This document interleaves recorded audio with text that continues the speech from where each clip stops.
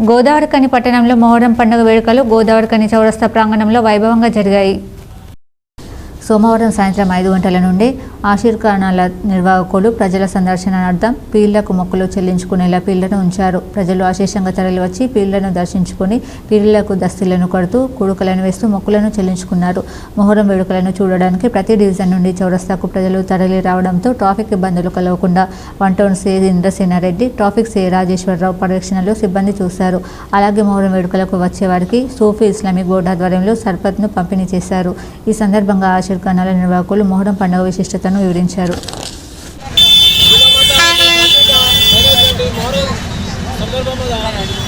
మరియు ఇమాం హుస్సేన్ త్యాగానికి గుర్తుగా ఈరోజు సర్బత్ పంచడం జరిగింది.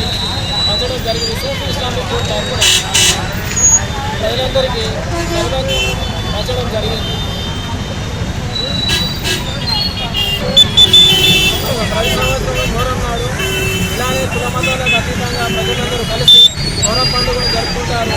ఇది మన భారతదేశం యొక్క ప్రత్యేకత.